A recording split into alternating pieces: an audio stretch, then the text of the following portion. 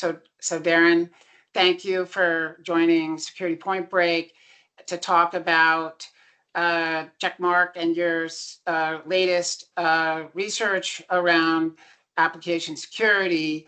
I you have three new reports that I'm looking at right now that really take an interesting look at the future of AppSec software development life cycle, and also static application security testing, and also AI inventory. And I think that these are the sort of the trifecta of what is really at stake right now. They really complement each other nicely in terms of painting a contemporary picture of where we are at in terms of AppSec and the future of AppSec and where we are at right now. Darren, welcome, and please introduce yourself. Thanks, Tom. I'm Darren Meyer. I'm a security research advocate with Checkmarks. So I'm responsible for understanding the Checkmark Zero research that we do across the security industry and helping different audiences understand. I have a very wide background in kind of all aspects of AppSec, so I get a chance to talk to different kinds of people and help people understand the security research world. Yeah, so these three reports, I feel like, really dovetail very nicely in terms of painting a very complete picture. Can you kind of give me just like a 10,000-foot overview of the future of AppSec? Yeah, so I mean, I think the big theme across all of this is that software development is getting faster and faster, and application security teams are finding it harder and harder to keep up with that. And AI is certainly a big part of that puzzle, but it's also just changes to the industry and, just the accelerating rate of business. First to market continues to be a driver. It's been like this for a while, and it's just getting faster and faster and faster. And many security teams have been struggling to keep up with the pace for a while. AI gets introduced and it accelerates that curve even more. And now some people are really, really struggling, and everyone is looking for ways to kind of stay out ahead of the increased pace of software delivery and the fact that the audience of who's a software developer has changed. So that you have, people who are less trained and less familiar with security topics in the first place are doing more of the software development than ever before. So it's a really big challenge for teams. And, we at Checkmarks, having been an application security company for quite a while, we care about this stuff a lot, right? We want developers to be empowered. We want organizations to be able to take a smart and defensive posture without slowing them down. And the two latest ways that we're doing that are these improvements that we're making to our static testing, which are really around using the power of AI, but also kind of avoiding its downsides as a security tool, where we're taking a hybrid approach of looking at what traditional SaaS tools do well, and then augmenting that capability with what AI tools do well, and they kind of work to make each other better, which is very, very helpful. And we have really good data that supports that. And then also helping people get visibility to what their organizations are adopting from an AI standpoint, because adoption is moving so fast. It's hard to even know what people have and what people are adopting and what developers are using. So our AI inventory and AI bill of materials, or AI bomb, is really helping people get a handle on what's being adopted in their organizations so that they can place some governance and awareness around it. Yeah, well, you guys mentioned the catch-22 where companies are facing in terms of AI helping developers write more code faster. Can you break down, what you guys mean by the catch-22 in terms of the AppSec space, and trying to wrap your hands around it from a security perspective? Yeah, and I think it really comes down to that there's kind of no right decision for security leadership to make, right? If we prioritize, if you talk to a CISO and the CISO says, I want to prioritize vulnerability remediation because I know, 75% of my apps are going out the door with vulnerabilities in them and I'm not comfortable with that. They're looking at the tools and the processes that are available to them in their organization, and they're saying, hey, if I do that, we suddenly can't keep up with the market, and that is a potentially existential threat to my organization, especially if you're a software company.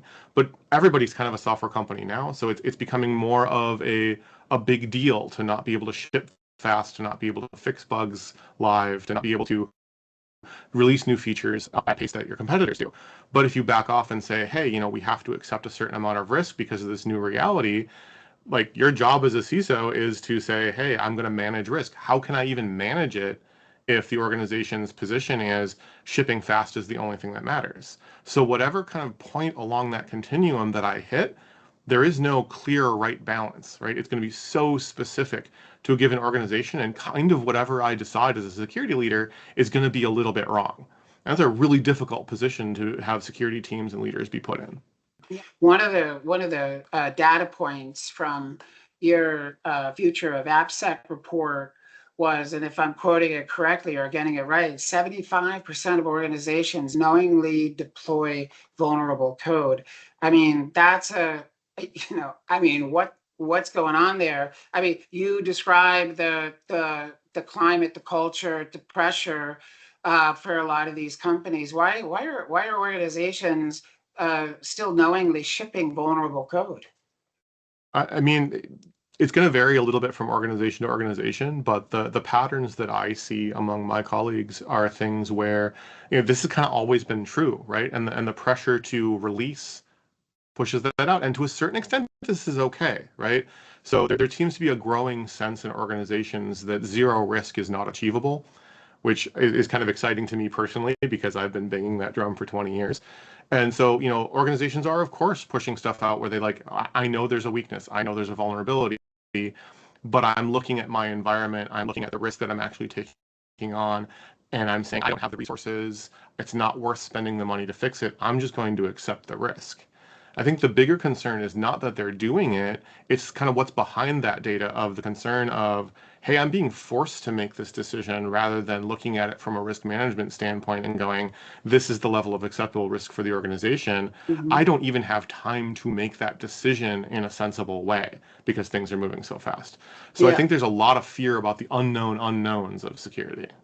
Well, where is that pressure coming from? I mean, is it coming from the CISO? Is it coming from the board? I mean, what's driving pressure to either delay or suppress either compliance, security related issues? I mean, where within an organization is the marching orders around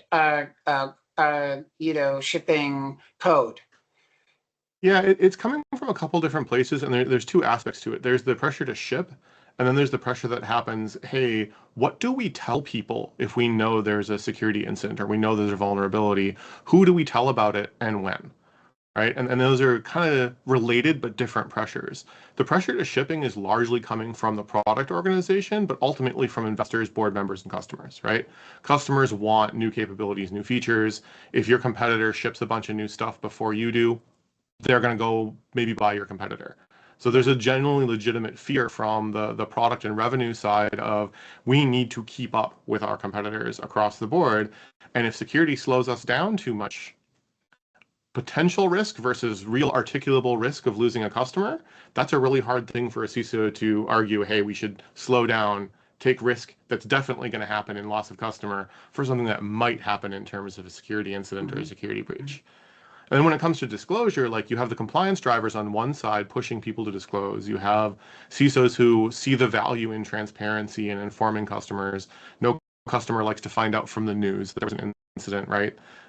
Things like that that are pressures to disclose. But you also have a culture of fear at the board and C-level of, oh my God, anything that we disclose that makes us look bad from a security standpoint is potentially going to impact our stock price, is potentially going to be a really, really bad PR problem. And that fear isn't completely illegitimate either, right? That those things do happen. They do cause problems for companies. Even though on balance, disclosure tends to benefit companies over the long term, there's still the fear that it's the one time that it's going to go really, really badly and have a really big impact on the things that those leaders are scored on, like stock price. Mhm. So how is that impacted the AppSec development in terms of how code is actually written these days? I mean, how is it shifted from uh, sprints or like, working collaboratively? I'm just wondering, like, has AI uh, disrupted the development food chain in terms of bringing code to fruition. Yeah, absolutely. So there's a couple ways it does it. One is we now have some companies who are shipping production code that was written by somebody who's not a software engineer. Like AI is good enough that they can write something and submit a PR without really understanding what they're doing. And those things aren't necessarily getting adequate review because everybody has that time pressure. So all of the mechanisms that are around of peer review, reviewing pull requests, submitting things for security review, these are all having to happen under very compressed timescales. And the result of that is people are often using AI tools to conduct those review things, which means that code can go from idea to in production without anyone ever evaluating it properly and going, hey, is this actually what we want to ship? Right? It's Mm. being tested only from the outside and not really examined. And sometimes that's okay, right? It works out just often enough that leadership sees the value in being able to do that and deliver value quickly. And it's not biting people often enough yet. And what we've seen from the past of these kind of accelerator things is when you compress that review and when you say, oh, we have to do less review, we're going to rely more on tools to do it, the penalty for that comes later down the pipeline. So right now, leadership's perspective of it, just looking at their data, is this is almost all upside. And then the downside is going to come 6 months or a year later, and maybe they're not even going to be there anymore, right? So it'll be somebody else's problem. They won't necessarily be able to connect it to, hey, this was about compressing this time scale, not having the right tool chains, not having the right people, not knowing when to take time versus when to accelerate, and those kinds of things. That's going to be harder to diagnose because in many organizations, the people who made those decisions have moved on, and the organization has lost that domain knowledge. And I just wonder, CISA has that mandate, long standing, to, write code securely, at the foundational level. This feels like the opposite of that in terms of what's taking place. Yeah, and it very much is the opposite of that. Like the speed and the ability to turn a profit always is the primary concern of business, right? Well, So and yeah. it's not even that they don't care about the security, it's that they're balancing against these other things that have real articulable risk or value, and security is harder to measure, right? So it gets kind of shuffled to the bottom because everybody's secure until the moment they're not, right? It's the kind of the perception problem. So you end up with people, I think, that are expecting the AI tools to be better at security things than they actually are. And there's some pretty good things on the market, right? We're using AI as a component of our hybrid SaaS now as well because we see that there's real value there. But it tends to have high precision. That is, what it finds tends to be fairly accurate. It doesn't make a lot of mistakes. If it tells you there's a security issue, there probably is, but also it has fairly low recall. It misses a lot of things. And I think Mhm. that's where we as a security organization look at that and are very concerned about the organizations and the kind of industry belief that, oh, just AI will solve all of this problem, is that you're going to miss a lot of coverage and you're going to be shipping a lot of things you don't know are problematic. You're not making risk decisions. And that's why we've become an advocate for this hybrid approach of, the traditional model of tools that's well established over, almost 30 years of research is still very, very high valuable and still does a lot of things that nothing else can do. And it really has to be combined with the things that AI is good at. And it has to be put into processes and cultures and people organizations that are willing to understand how to operate the tools effectively, how to respond to what they do, and make effective risk decisions supported by the improved tools. Yeah, yeah. So that's a great segue to talk about hybrid SaaS and, the approach that you guys are talking about, and you believe that is uh, uh, needed for this time. Can you break that down in terms of, what is hybrid SaaS, what is that approach, and why is it necessary today? The idea behind hybrid SAST is that using AI to do security work has some problems. It tends to be very good at certain things, but it tends to not be very predictable, and it tends to miss a lot of things. So using it alone, organizations are finding that it's just not accurate enough overall. Even though what it reports is valuable and what it reports does tend to be fairly correct, it misses so many things that using it alone adds too much risk to the organization. And more well-established SAST approaches have the opposite problem. They surface a lot of things, but a lot of it is noisy. They cover a lot, they bring a lot of things up, but their awareness isn't there. They don't really reason about code in the way that an AI can. So if Mhm. you combine those two things together, what you get is an AI that can sort of supervise a more traditional SAST tool and give you the best of both worlds by reducing the noise and validating the findings, and also making sure that you have enough coverage and aren't missing things. What's missing in terms of the market right now, or in terms of not necessarily the market, but what's missing in terms of inside the company, inside the developer's toolbox, in terms of where they need to see a better tooling, or how do they reconfigure their approach, keeping in mind this hybrid approach. Yeah, so developers kind of need two things. One, they need things that can work right when they're working on code, right? They're working hand in hand with AI code assistants to author code. They need security tools that will kind of supervise that process and warn developers when either code they're authoring or code that their AI is authoring starts to head down a bad path. So, that'd be tools like our AI Dev Assist, which, helps supervise the AI that's already in the IDE to kind of warn people almost at a keystroke level, like as you're typing code, like, hey, you're going down a bad path here. You could be introducing some vulnerabilities. Come back so that it's close to when they're making the decisions. Because no developer likes to be, a week later and find out I gotta go relearn this code because there's a security bug, right? Mhm. They also need the security teams to kind of wield better tools in the pipeline and in the other systems that are in use so that they get high value results. When I come to a developer and say, hey, I found a security flaw, I better be right, right? I better be right a large percentage of the time if that developer is going to trust me and be willing to actually listen to what I have to say. And if the product managers and project managers in the organization are willing to allocate resources to fix them, they better be hearing from their developers that these things are correct and valuable and they make sense. Mhm. So it's Mhm. kind of on both sides of it. You need that good detection later on the pipe, but you also need the support as you're actually using AI to author code on the day-to-day basis.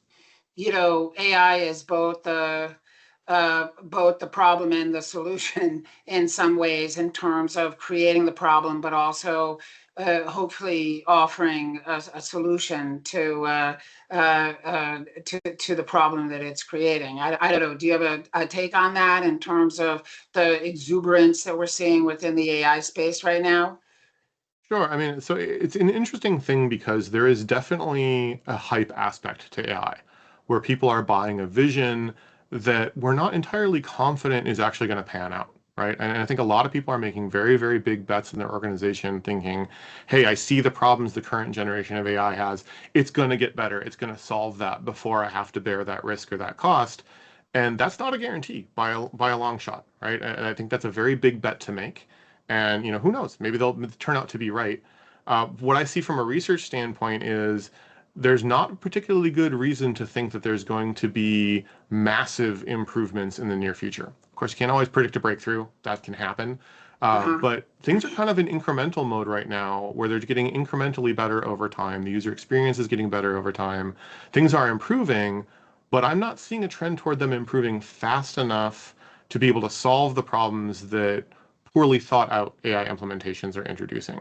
So I think what we're going to see in the not too distant future, and we're already kind of starting to see cracks in it a little bit, is people who have over adopted AI are going to start to experience some of the downsides that they've so far avoided. Token costs are going to go up. People are going to start experiencing the real costs of these systems, and they're going to start experiencing some of the risks that have kind of been pushed off for hopefully AI will fix it. And they will be adopting some AI and some hybrid tools to try to address that and lower those risks. But I think we are going to find out which organizations have overinvested in AI, which ones have underinvested, and kind of who got it right. And I think Mhm. there's a lot of if coming off a lot of people's Yeah. plans that's going to be very expensive for somebody. Somebody's going to be left holding the bag.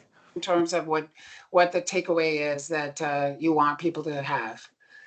Yeah, I think the main takeaway that I'd like people to have is the problem of doing security at scale, at the increasing pace of development, is genuinely hard, and it is getting harder. And many organizations have seen this coming slowly over the past decade or so, and have, for budgetary reasons or other reasons, kind of kicked the can down the road.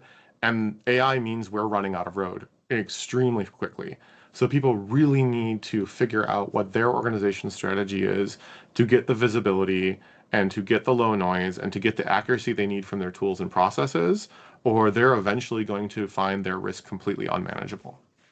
All right. Well, Dan, thank you so much for your time. It was super appreciated, and uh,